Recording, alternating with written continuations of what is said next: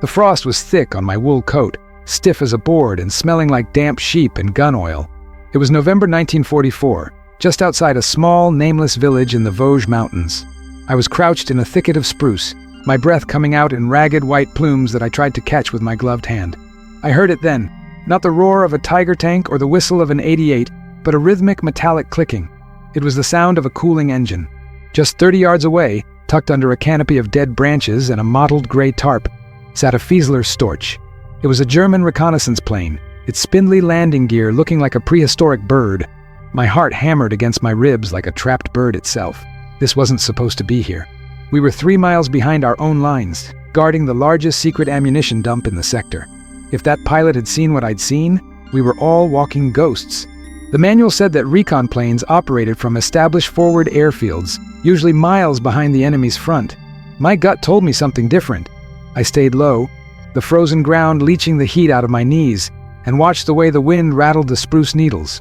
There was a path, barely visible, leading away from the plane toward a small ridge that overlooked our valley. My company had spent 3 weeks hauling wooden crates of 105mm shells into those limestone caves, thinking the heavy forest cover and the mountain mists were our shield. We felt safe. We felt hidden. But as I stared at the oily sheen on the Storch's cowling, I realized we'd been living in a glass house. What happened next changed everything I thought I knew about the war of shadows we were fighting in those woods. We were the 2nd Infantry Division, and by late '44, we'd seen enough of the meat grinder to appreciate a quiet assignment.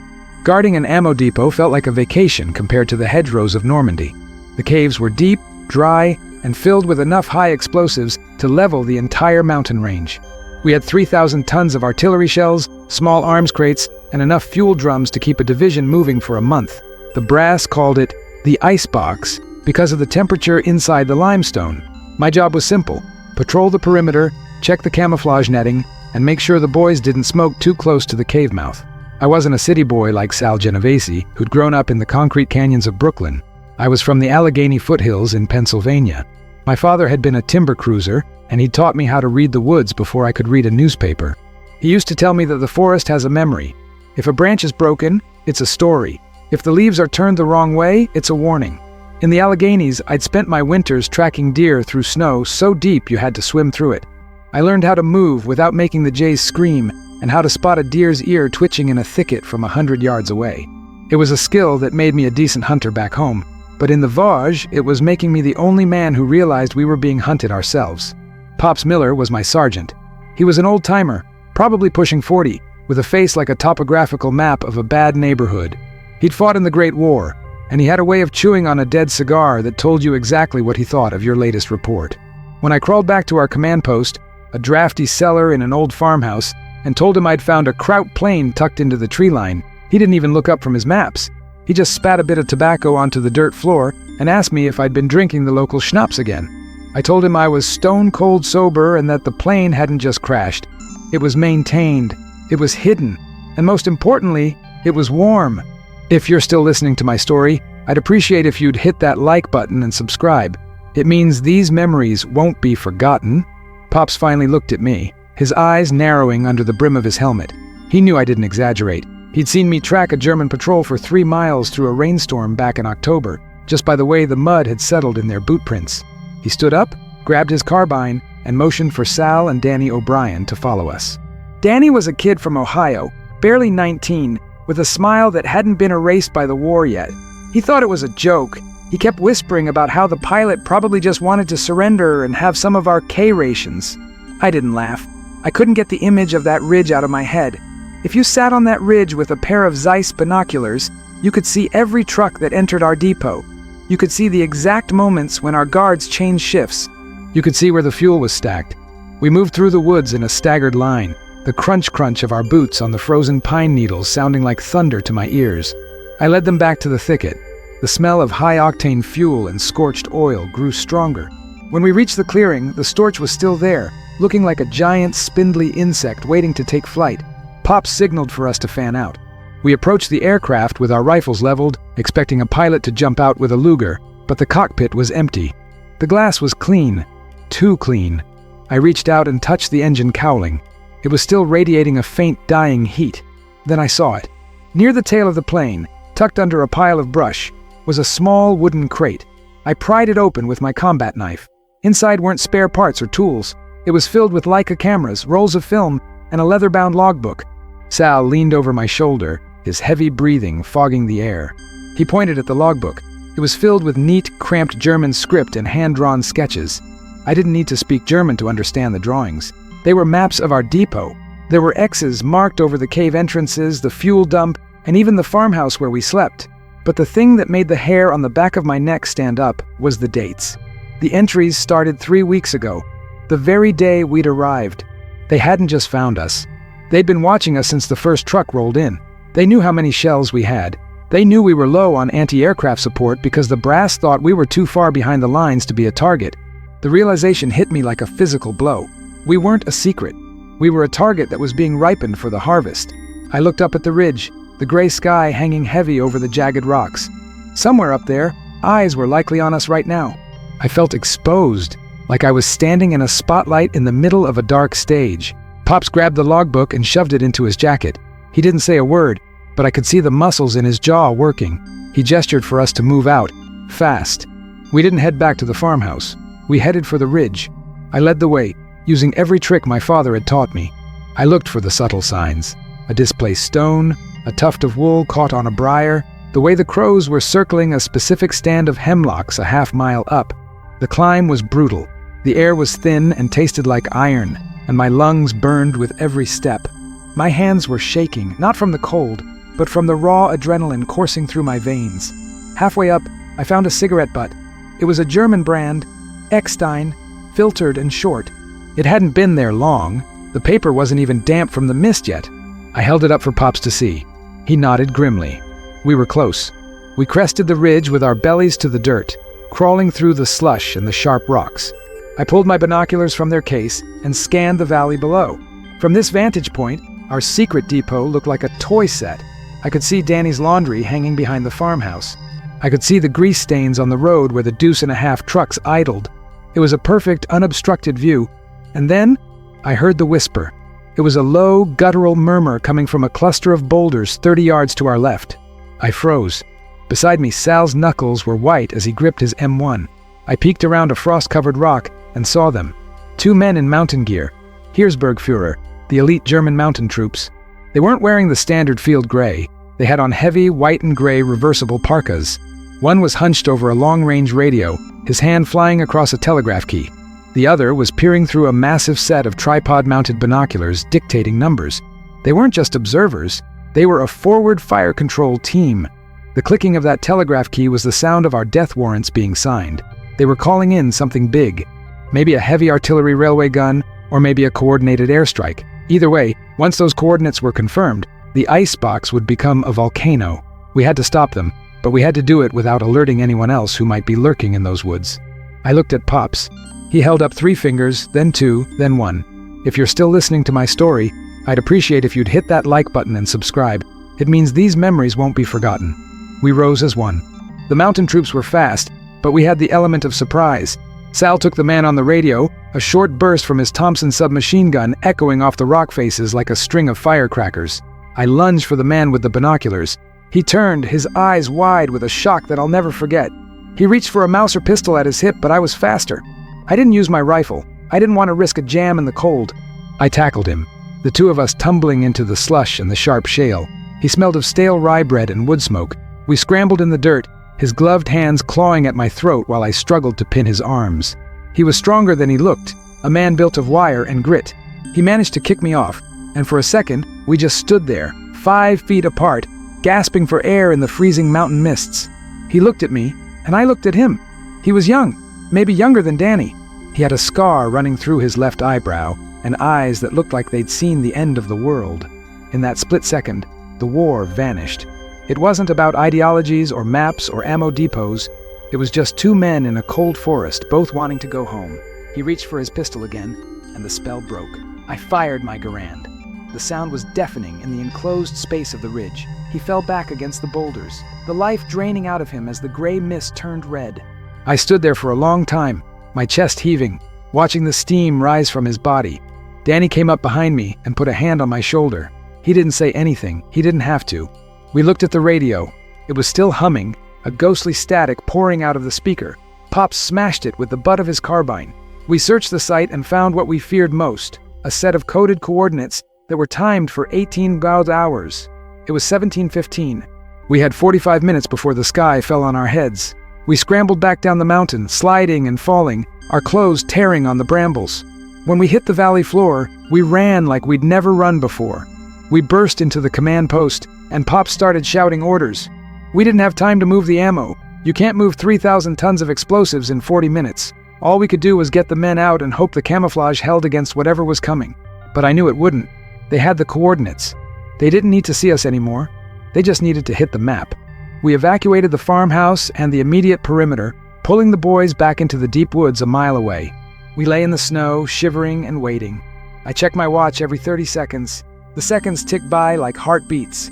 17:58, 17:59. At exactly 18 cool, the air didn't whistle. It screamed. It was a sound I'd heard before at St. Lo.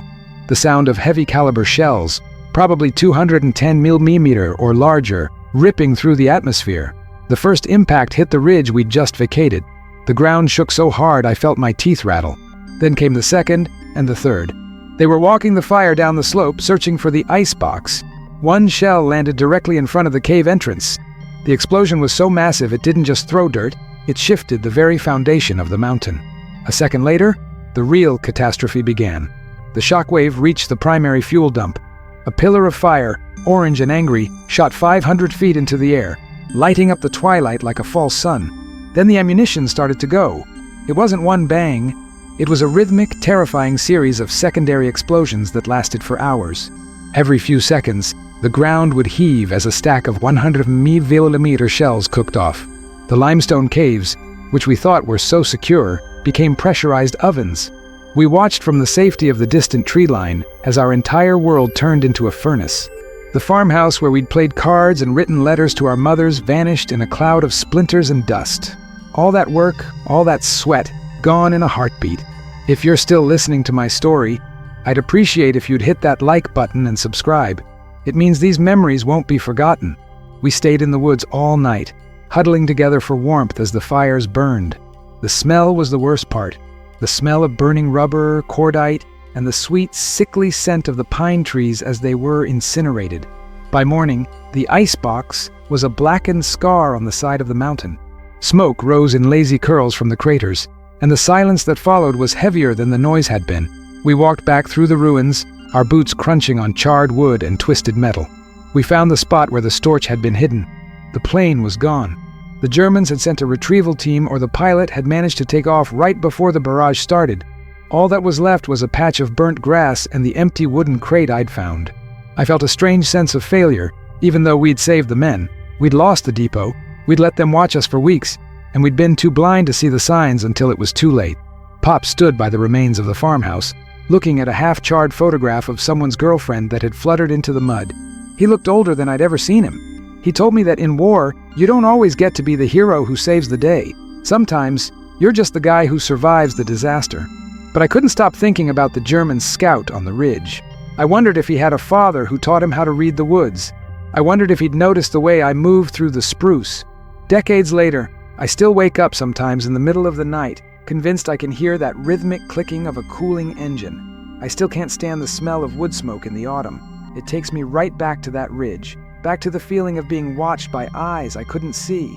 I never told my kids the full story. I told them I was a guard, that I saw some action in the mountains, but I never told them about the shame of realizing we were being studied like insects under a glass. I'm telling this now because the men I was with, Pops, Sal, Danny, they're all gone now. I'm the last one left who remembers the way the icebox looked when it was full of hope and shells, and the way it looked when it was nothing but ash. I learned that day that the most dangerous enemy isn't the one charging at you with a bayonet. It's the one sitting quietly in the shadows, taking notes. You have to pay attention to the small things, the broken twig, the cooling engine, the cigarette butt in the slush. Because by the time you hear the whistle of the shells, the battle is already over. Looking back, I realized that moment on the ridge changed the way I saw the world. I stopped trusting the silence. Even now, in my quiet house in Pennsylvania, I find myself checking the tree line at the edge of my property, looking for the glint of glass or a patch of gray that doesn't belong. The war doesn't ever really end. It just moves into the back of your mind, waiting for a scent or a sound to bring it all rushing back. I'm an old man now, and my eyes aren't what they used to be, but I still know how to read the woods. And I know that somewhere, someone is always watching. I just hope the next generation learns to look up at the ridges before the fire starts to fall. The heat from the burning ice box was so intense, it felt like it was peeling the skin right off my forehead. We stood there, a ragged group of survivors, watching the secondary explosions rip through the limestone. It wasn't just shells going up, it was our sense of security. Every time a crate of 105s cooked off, the ground would jump under our boots, and a fresh wave of grit and dust would coat our tongues. I remember Sal Genovese looking at his hands, which were black with soot, and then looking at the spot where the farmhouse used to be. He'd left a box of cigars from his uncle in Brooklyn on the kitchen table. It seemed like a small thing to lose when the whole mountain was on fire, but in war, the small things are all you have to keep you human. We began the grim task of sweeping the perimeter as the sun started to crawl over the jagged horizon. The smoke was a thick, greasy curtain that tasted of chemicals and burnt rubber. I kept my Garand at the ready, the safety off. My father always told me that a wounded animal is the most dangerous thing in the woods, and right now the Germans who had been watching us were likely still out there, hiding in the folds of the mountain. We found the first body near the secondary fuel dump. It was one of ours, a kid named Miller from the motor pool. He hadn't been hit by a shell. The concussion from the first blast had simply stopped his heart. He looked like he was sleeping, except for the fine gray dust that covered his open eyes. I led Sal and Danny back toward the ridge where I'd fought that German mountain trooper. I couldn't shake the feeling that we'd missed something. When we got back to the boulders, the body of the boy I'd shot was already covered in a light dusting of fresh snow. It looked like the mountain was trying to reclaim him. I knelt down and searched his pockets. I found a small silver locket with a picture of a woman in a dirndl, her hair braided tight, and a piece of chocolate wrapped in gold foil. It was a reminder that the enemy was just a person who'd been told to stand on a different side of a line. But it was the other thing I found that chilled my blood. In his breast pocket, tucked behind a small notebook, was a photograph. It wasn't a photo of his family. It was a long-distance shot of our mess line. I could clearly see Pops Miller leaning against a deuce and a half, laughing at something Sal was saying, and there, in the corner of the frame, was me. I was cleaning my rifle, looking down, completely unaware that a camera lens was focused on my head from 1,000 yards away. They hadn't just been watching the depot. They had been watching us. They knew our faces. They probably knew our routines better than we did. It made me feel naked, even with 3 layers of wool and a steel helmet on. If you're still listening to my story, I'd appreciate if you'd hit that like button and subscribe. It means these memories won't be forgotten. I showed the photo to Sal. He didn't say anything for a long time. He just stared at his own tiny, grainy image in the picture. The swagger he usually carried, that Brooklyn toughness, seemed to evaporate into the morning mist. He realized, like I did, that we had been living in a curated reality. We thought we were the hunters, the ones moving through the shadows, but we had been the prey all along. We were just actors in a film the Germans were producing, and they'd finally decided to roll the credits. Pops caught up with us an hour later. He'd spent the morning talking to the survivors and trying to establish a new defensive line. His face was a mask of exhaustion and anger. When I handed him the photo, he crumpled it in his fist. He told us that a colonel from division was on his way and that there was going to be an inquiry. Losing 3,000 tons of ammunition was a disaster that someone would have to answer for. I knew then that the brass would look for a scapegoat, but I didn't care about the politics. I cared about the fact that there was still a Fiesler Storch pilot out there who knew exactly where we were. I started thinking about home, about the winters in the Alleghenies. My father used to take me out to track coyotes that were bothering the neighbors' livestock. Coyotes are smart. They don't just run, they watch. They'll sit on a hill and study your house for days, learning when you let the dogs out and when you go to bed. To catch one, you have to stop acting like a man and start thinking like a predator. You have to anticipate where he's going to be before he even knows he's going there. I realized that the German pilot was our coyote. He'd been playing a long game, and we'd been playing checkers. The colonel arrived around noon in a mud-splattered jeep. He was one of those guys who looked like he'd been pressed and starched even in a combat zone. He looked at the smoking ruins of the caves and then looked at us like we were gum on the bottom of his boot. He wanted to know why the air patrols hadn't spotted the Storch. He wanted to know why the perimeter guards hadn't seen the reflection of a lens on the ridge. I wanted to tell him that in these mountains, the mist can hide a whole army, and that a Storch can land on a postage stamp. But I kept my mouth shut. You don't argue with a man who has eagles on his shoulders. Instead, I asked for permission to take a small patrol further into the mountains. I told him I believed there was a hidden landing strip or a forward observation post that they were still using. He scoffed, telling me that the Germans were likely miles away by now, retreating toward the Rhine, but Pops stepped in. He told the colonel that I was the best tracker in the division and that if I said they were still close, they were still close. The colonel gave me 48 hours and 3 men. I chose Sal, Danny, and a quiet guy named Henderson, who'd been a mechanic before the war. We packed light, extra socks, 2 belts of ammo, and enough chocolate to keep our nerves steady. We headed north, away from the valley and deeper into the spruce forests where the light barely touched the ground. I wasn't looking for boot prints anymore. I was looking for the absence of things. I looked for the places where the birds weren't singing and where the snow had been disturbed and then carefully smoothed over. The wind was picking up, whistling through the trees like a choir of ghosts. About 5 miles out, we found a small logging cabin. It looked abandoned, with a caved-in roof and a door hanging by one hinge. Most soldiers would have passed it by, thinking it was just another casualty of the years of fighting in the region. But I noticed a small detail. There was no snow on the threshold. Even with the wind blowing the way it was, a thin layer should have settled there. It meant someone had walked through that door within the last hour. If you're still listening to my story, I'd appreciate if you'd hit that like button and subscribe. It means these memories won't be forgotten. I signaled for the boys to fan out. Henderson took the rear, his M1 held tight against his shoulder. Sal and Danny moved to the sides, using the thick trunks of the hemlocks for cover. I crawled toward the window, my heart thumping against the frozen earth. I peeked over the sill and saw a map spread out on a rough-hewn table. It wasn't a military map. It was a hand-drawn topographical sketch of the entire sector, detailed down to the individual trees. Beside it sat a Leica camera and a pair of flying goggles. Suddenly, a floorboard creaked behind me. I spun around, raising my rifle, but I was too slow. A heavy boot caught me in the ribs, sending me sprawling into the snow. A man lunged out from the shadows of the cabin's porch. He wasn't wearing a uniform. He had on a thick civilian wool coat and a fur cap, but the way he moved was pure military. He had a Luger in his hand, and his eyes were full of a desperate, cold fire. It was the pilot. I knew it the moment I saw his face. He looked like the man I'd shot on the ridge, maybe a few years older, with the same sharp features and the same look of someone who had lived in the dirt for too long. He didn't fire immediately. He hesitated, maybe surprised to see a lone American tracker so far from the ruins of the depot. That hesitation was his undoing. Sal came around the corner of the cabin, his Thompson barking a short, sharp rhythm. The pilot dived back inside, the door slamming shut. We were in a standoff. The cabin was sturdy, built of heavy logs that could stop a .30 caliber round if they hit at the right angle. We huddled behind the woodpile, the smell of old cedar and damp earth filling my nose. I shouted for him to surrender in the few scraps of German I knew. "Surrender! Give up!" There was no answer, just the sound of a heavy bolt being pulled back on a rifle. Then a voice came from inside. It was muffled, but clear. He spoke English, with a heavy accent that sounded like it had been learned in a university. "You are the tracker," he said. "The one who found my plane. I watched you for 3 days. You move well for an American." It sent a shiver down my spine. He hadn't just been watching the depot, he'd been watching me. He'd seen me checking the perimeter, seen me looking at the trees. He'd probably had his crosshairs on my chest a dozen times, and decided I wasn't worth the bullet yet. I realized then that this wasn't just a mission for him, it was a game.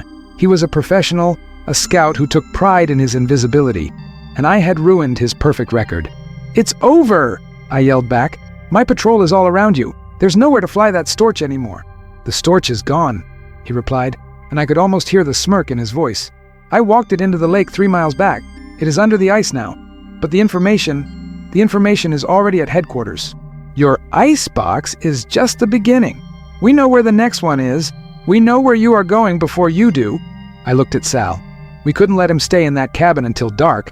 If the sun went down, he'd slip away into the woods like a ghost, and we'd never see him again. He'd go back to his lines, get a new plane, and start the whole cycle over. I remembered a trick my father used when a coyote would hole up in a den under a rock. You don't go in after it. You make the den the last place on earth it wants to be. If you're still listening to my story, I'd appreciate if you'd hit that like button and subscribe. It means these memories won't be forgotten. I told Henderson to get the white phosphorus grenades out of his pack. We didn't want to kill him if we could help it. We needed that map and whatever else he knew, but we had to smoke him out. On my signal, Henderson and Danny tossed the grenades through the broken window. There was a dull thump, and then a thick, choking white cloud began to pour out of the cabin. It wasn't like wood smoke. It was a biting, acidic vapor that burned the eyes and the lungs on contact. A few seconds later, the door kicked open. The pilot stumbled out, coughing and gasping, his hands over his face. He'd dropped his Luger, but he still had a small survival knife in his belt. He fell to his knees in the snow, the white smoke curling around him like a shroud. I stepped forward and kicked the knife away. He looked up at me, his eyes streaming tears, his face red from the phosphorus. He wasn't a monster. He was just a man who was very good at a very dangerous job. We searched the cabin and found the mother lode. It wasn't just maps of our sector. It was a log of every American radio frequency they'd intercepted, a list of our commanding officers' names, and even notes on the morale of different units. They had been systematic. They'd been treating the war like a scientific experiment, and we were the lab rats. I felt a wave of nausea. We were fighting with tanks and artillery, but they were fighting with information. We tied his hands and started the long trek back. The pilot didn't say another word the whole way. He just stared at the back of my head with a gaze that felt like a physical weight.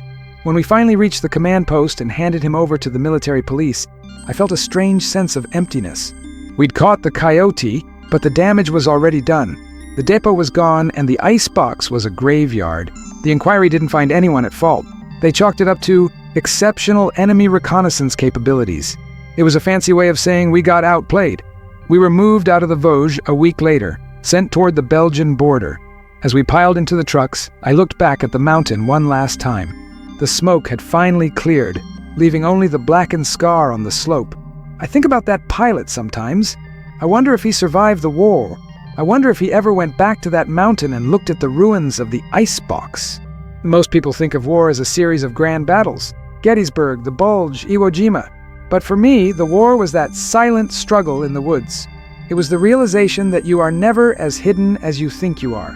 It taught me to always look over my shoulder, to never trust the stillness of the trees, and to understand that the person watching you might know you better than you know yourself.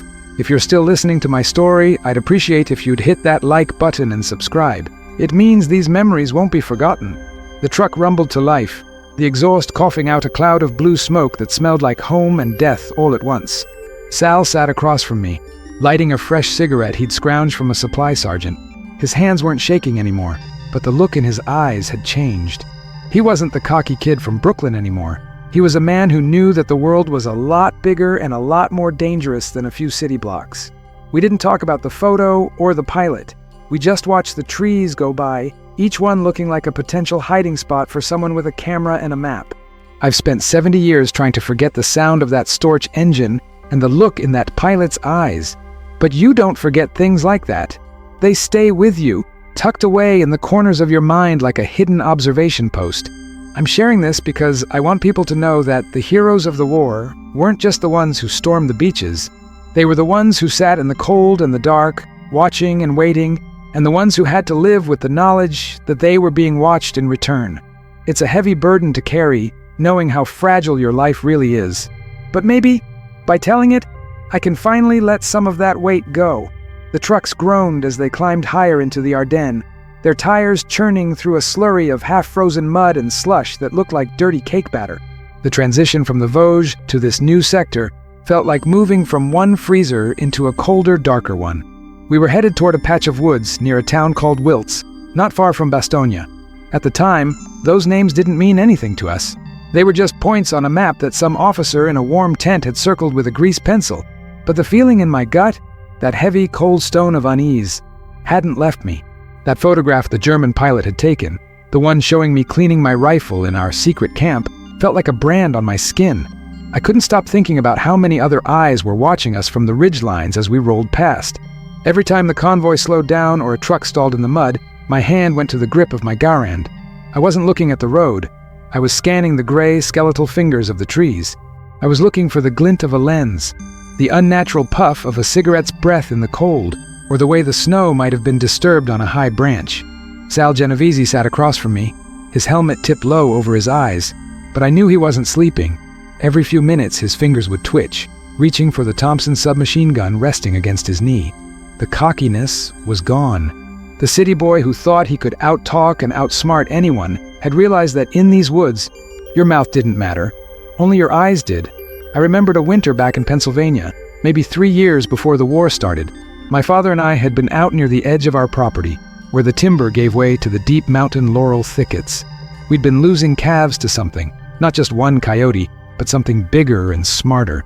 We'd set traps, we'd stayed up with lanterns, but we never saw a thing. Then one morning, my father took me to a high rock that overlooked the valley. He didn't bring his rifle. He brought a piece of glass, a small mirror he used for shaving. He told me to sit perfectly still and watch the shadows. After 4 hours of freezing our tails off, he pointed. "There," he whispered. It wasn't a wolf or a pack of dogs. It was a man. A neighbor we'd known for years, someone who'd been disgruntled over a land dispute. He wasn't killing the calves. He was just opening the gates at night and letting them wander into the ravine where they'd break their legs. He'd been watching us from that same rock for weeks, learning exactly when we went to bed and which dog was the deepest sleeper. My father didn't call the police. He just walked down there, sat in the man's kitchen, and showed him the mirror. He told him, "I see you now. The game is over." I wished I could do that now. I wished I could hold a mirror up to the entire German army and tell them the game was over. But as we pulled into our new positions in the Ardennes, I realized the game was just getting more complicated. We were relieving a unit from the 28th Infantry Division. Those boys looked like they'd been through a meat grinder. Their uniforms were shredded, and their eyes had that 1,000-yard stare that makes a man look like he's already dead, just waiting for his body to catch up. They didn't talk much. They just handed over their foxholes and their meager supplies and headed for the rear. One sergeant, a guy with a bandage wrapped around a frostbitten ear, looked at me as I hopped off the truck. "Watch the fog, kid," he said. "The fog has teeth in this place. If you're still listening to my story, I'd appreciate if you'd hit that like button and subscribe. It means these memories won't be forgotten." We spent the first night digging in. The ground was like iron.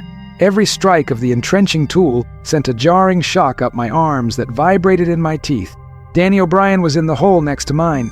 He was trying to light a small stove to heat up some coffee, but the wind kept snatching the flame away. He looked frustrated, his young face smudged with grease and dirt. I told him to forget the coffee and stay low. The moon was a pale, sickly sliver behind the clouds, providing just enough light to make the shadows move. I sat in my hole, wrapped in a damp blanket, and started my watch. About 3 in the morning, the fog rolled in. It wasn't like a normal mist, it was thick and white, like curdled milk. It swallowed the trees, the road, and eventually the hole where Danny was sitting just 10 feet away. The world became silent. Not a peaceful silence, but a heavy, suffocating one. That's when I heard it. A faint, metallic tink. It sounded like a piece of wire being snipped. Then the sound of someone treading softly on frozen leaves. Crunch, crunch, crunch. It was coming from the direction of the no man's land between our line and the German positions. I didn't call out. I didn't want to give away my position. I reached over the edge of the foxhole and tapped Danny on the shoulder. I felt him jump, then settle. I pointed into the white void. We both sat there, our hearts thundering, listening to those slow, deliberate footsteps. They weren't the steps of a patrol. A patrol moves with a certain rhythm, a collective weight. This was one person, someone who knew exactly where the gaps in our wire were, someone who was hunting. The footsteps stopped right in front of our position. I could hear breathing, heavy, ragged gasps that sounded like they were coming from someone who had been running or was terrified. I gripped my rifle, my finger tightening on the trigger. I was seconds away from firing into the fog when a voice whispered, barely audible, "Help! Please!" It was in English, but it was thin and reedy. I looked at Danny. He looked back at me, his eyes wide. We'd heard stories about Germans using English-speaking soldiers to lure GIs out of their holes. It was a common trick during the infiltration phases. I kept my rifle leveled. "Identify yourself," I hissed. "Private Miller, 28th. I got left behind," the voice said. It sounded like it was coming from a ghost. I remembered the sergeant with the frostbitten ear. He'd said they were pulling everyone out, but things get messy in a relief. Men get lost. Men get scared. "Step forward into the light," I said, even though there was no light. I reached for my flashlight, keeping it low, and flicked it on for a split second.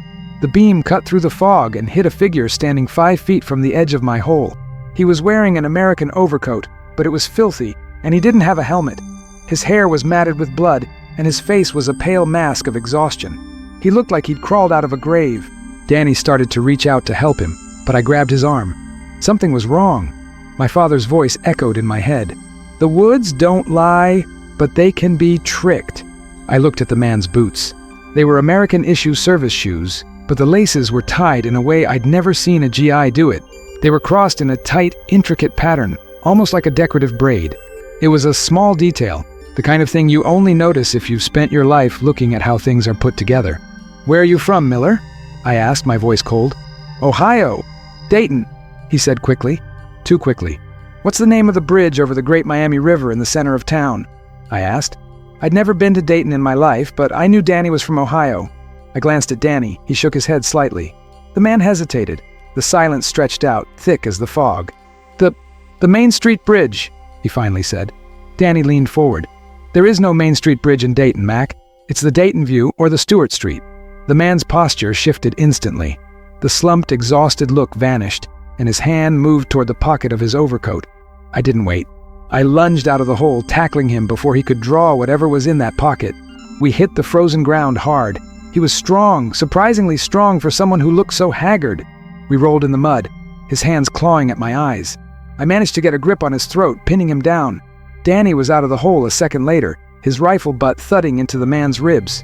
We dragged him back into the foxhole and searched him. In his pocket wasn't a pistol. It was a small, high-powered radio transmitter and a set of signal flares. He wasn't there to kill us. He was a spotter. He'd been sent to find the exact coordinates of our new command post and signal the German artillery. He was the ground version of the Fieseler Storch pilot. He'd been watching us from the fog, waiting for the relief to finish so he could mark the targets while we were still unsettled. If you're still listening to my story, I'd appreciate if you'd hit that like button and subscribe. It means these memories won't be forgotten. Pops Miller, our sergeant, not the fake one, came running over when he heard the scuffle. When he saw the transmitter and the flares, he turned a shade of white that matched the fog. He realized, like I did, that the Germans weren't just retreating. They were preparing. They were seeding the woods with observers, creating a web of intelligence that would allow them to strike with surgical precision when the time came. We took the prisoner to the rear, but the damage to our nerves was done. For the rest of the night, every sound in the fog was a German spotter. Every shadow was a man with a radio. I sat in my hole, shivering, thinking about how many more Millers were out there. I thought about the pilot in the Storch, the scouts on the ridge, and now, this man in the American coat. They were everywhere. They were the ghosts in the machine of the war. I realized then that the icebox in the Vosges hadn't been an isolated incident. It was part of a larger, terrifying strategy. The Germans knew they couldn't win a war of attrition against our industry, so they were fighting a war of perception. They were making us feel like we were being watched 24 hours a day. They were trying to break our will by making the very air around us feel hostile. It was a psychological masterpiece, and it was working.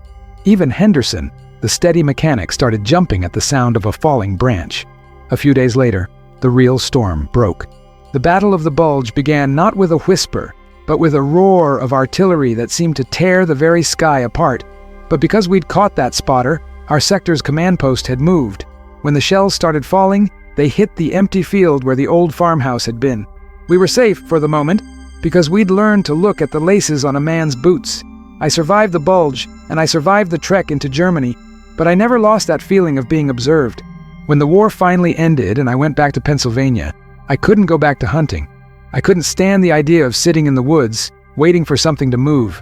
I'd spent too long being the one in the crosshairs. I took a job in a factory, something loud and bright and full of people, where there were no shadows and no fog. But sometimes, when a winter mist rolls down from the Alleghenies and settles over my backyard, I find myself standing at the window.